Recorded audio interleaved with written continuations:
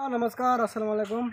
आज आपलोगे video intro चाबले गई आछे कियनो घरटो हल मोर खुरार एटु घरत इटा गाँथनि करोते आमार किमान टाका खरच आहिले आरो टिंग कालारिंग टिंग आमि किना आनिছো आरो उपरत केन्सि यात किमान काट गइसे आरो कालारिंग टिंगर दाम किमान परिब 2024 त कालारिंग टिंग लगाले किमान टाका खरच आइब आरो कोनটো टिंग लगाले ভাল हबो आसाम टाइप घरत आपलोगक दिनाके एटु भिडिओत बुझाइ दिम। और आप भिडिओ नतुन के चाइसे चैनल सबसक्राइब कर और बेल आइकन बजाब और कमेंट कर जनाब भिडिओ केनेकुवा हल बोलक भिडिओ आरम्भ करूँ। এটা হল আমার সন্মুখৰ ভিউ। এফালে বহলটো আছে আমার 28 ফুট আর দীঘলটো আছে আমার 28 ফুট। ঘরটো আমার স্কোয়ার সিস্টেম হয়। ঘরটোত আমার 4টা রুম আছে। এইখিনি আমার কমপ্লিট করতে আমার কিমান টাকা খরচ হল মই ধুনীয়াকৈ আপোনালোকক ভিডিওৰ মাজত ধুনীয়াকৈ আমি বুজাই দিম। और ये आमार कालारिंग टिंग आना ये टिंग हल आमार जिंदाल कोम्पानीर टिंग।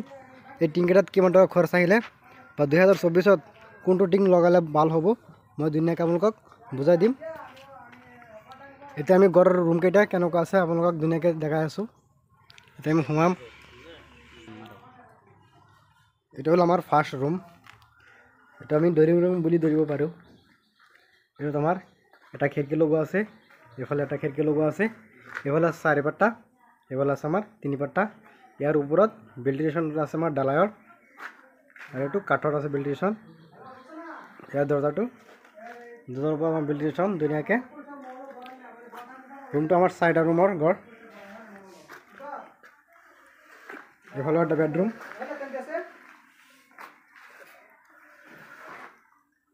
এফালে 4টা এফালে আছে আমার 3 পাল্লা এফালে 4 পাল্লা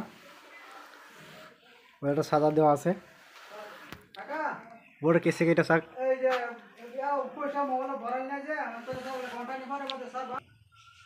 এটা একটা রুম এর আমার দরজার উপর একটা ভেন্টিলেশন দিয়ে আছে ঘুরনিয়া ওখানে খিড়কির উপর একটা ভেন্টিলেশন এটা আমার দুটা খিড়কি লোগো আছে দুটোর উপর আমার ভেন্টিলেশন দেওয়া আছে।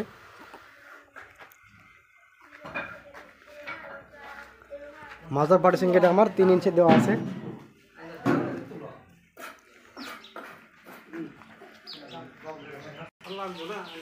এহলে আমার কাম চলি আছে।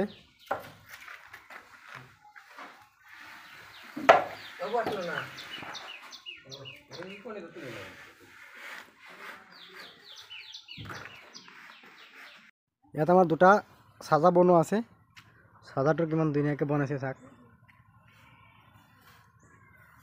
দুটা সাজা এনেকৈ বনোৱা হল এটা প্লাষ্টাৰ কৰিলে ধুনীয়া হ'ব। এতিয়া আমি কম ভিতৰ ৰুম কেটা কেনেকুৱা আছে সাইজটো ধুনীয়াকৈ মই বুজাই দিম। আমাৰ ৰুম কেটাৰ সাইজ হল 14 বাই 14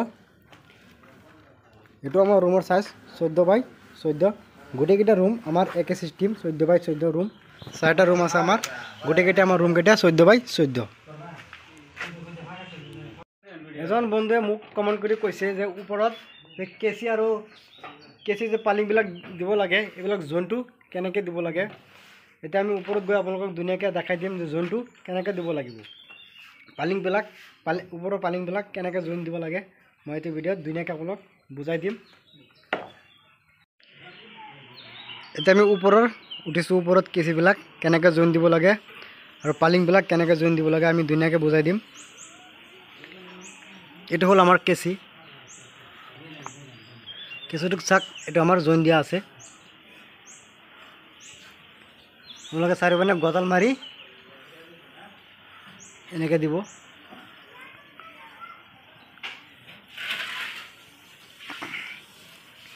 আৰু এইটো হল আমাৰ পালিং পালিংটো আপোনালোকে এনেকৈ জইন দি দিব আৰু ইয়াত দিলে বেছি ভাল আৰু ইয়াত দিছে তেনেহ'লে এইবিলাক আপোনালোকে আপ ডাউন কৰি জইনবিলাক দিব জইনবিলাক আপোনালোকে আপ ডাউন কৰি দিব। আৰু কেচিবিলাক দূৰত্ব আপোনালোকে 5 ফুট ৰাখিব 5 ফুট বা 4.5 ফুট আৰু যদি ডালায়ৰ আপোনালোকে দি আছে ডালাৰ আপোনালোকে 7 ফুট দূৰত্বত দিব পাৰে ইয়াৰ পৰা ইয়ালৈকে আপোনালোকে 7 ফুট দিব ডালাৰ হ'লে আৰু কাঠৰ হ'লে আপোনালোকে 4.5 ফুট 4.5 ফুট বা 4 ফুট দিব পাৰিব। এটা আমাৰ 4.5 ফুট আছে দূৰত্বত গোটেইকেইটা আমাৰ 4.5 ফুট দূৰত্বত আছে।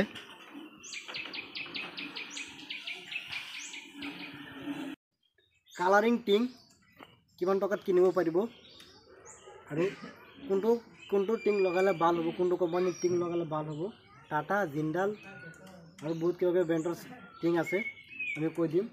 দামটো কিমান লয় এইটো মই আৰু মোৰ খুৰা দুজনে গৈ কিনি আনিছোঁ। এইটো চাওক,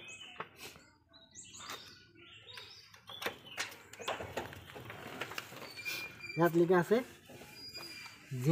জিন্দাল ইণ্ডিয়ান লিমিটেড। এইটো আমাৰ 40 mm টিং হয়। বহলটো হ'ব আপোনাৰ 3.5 ফুট আৰু লম্বাটো আপোনালোকে যিমান ল'ব পাৰে,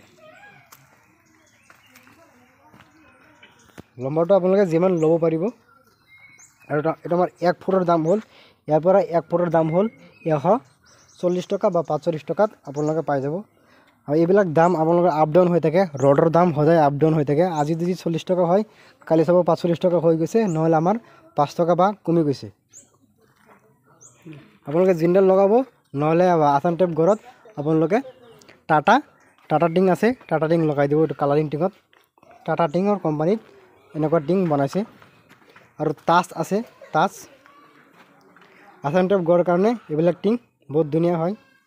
আৰু যদি গুদাম চুদাম বনাইছে, গুদামত এইবিলাক টিং লগাব লাগে। ইটা কৈছে 6000, ইটা আমাৰ কৈছে 6000 ইটা কৈছে। আমাৰ ৰড গৈছে 6 কুইণ্টেল,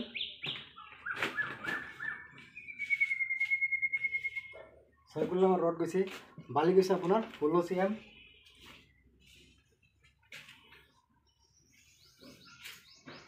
সিমেন্ট গৈছে আমার 80 বেগ,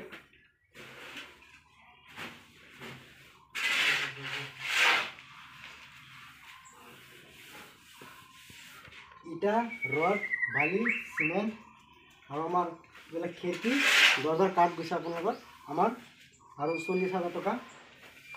উইন্ডো 40,000 টাকা। আর উপরের টিংপাত আর কেসি আমার বেশি আরো 50,000 টাকা। টিংপাত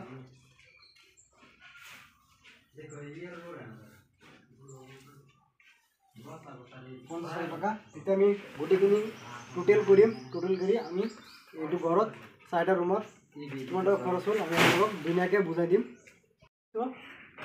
আমাৰ 4টা ৰুমত 6,000 আমার ইটা গৈছে। 6,000 ইটার দাম আমার গাড়ি ভাড়া লেবার খরচ লৈ 70,000 টাকা। আর আমার রড গৈছে আমার 6 কুইন্টেল, 6 কুইন্টেল আমার 35,000 টাকা গাড়ি ভাড়া লেবার খরচ লৈ। আমার বালি গৈছে 16 cm, 16 cm আমার 20,000 টাকা লেবার খরচ লৈ গাড়ি ভাড়া লৈ। আর আমার সিমেন্ট গৈছে 80 বেগ, 80 বেগ আমার 40,000 টাকা গৈছে। আর আমার যিমান উইন্ডো আছে, খিড়কি আর দরজা আছে, যত আমার 40,000 টাকা গৈছে। আর আমার উপরে টিংপাত আর কেসি আমার 50,000 টাকা গৈছে। টোটাল আমার হয়েছে আর আমার লেবার খরচ 80,000 টাকা আমার লেবার খরচ গৈছে। টোটাল আমার হচ্ছে 3,25,000 টাকা। 25,000 টাকা এটা আমার 4টা রুমত কাম সম্পূর্ণ হয়েছে। আর ধর বাহিৰত প্লাস্টাৰটো বাকি আছে, বাহিৰত প্লাস্টার করা সম্পূর্ণ হয়ে গেলে আমার 4 লাখ টাকা বা 4,20,000 বা 30,000 টাকা ধুনীয়াকৈ হৈ যাব। আই হোপ মই কোৱা কথাখিনি আপোনালোকে ধুনীয়াকৈ বুজি পাইছে। ভিডিওটো ভাল লাগিলে চেনেলটো সাবস্ক্ৰাইব কৰি দিব, বেল আইকন বজাই দিব আৰু কমেন্ট কৰি মোক জনাব যে ভিডিওটো কেনেকুৱা হ'ল। ভিডিওটো চোৱাৰ কাৰণে আপোনালোকক বহুত বহুত ধন্যবাদ। Thank U.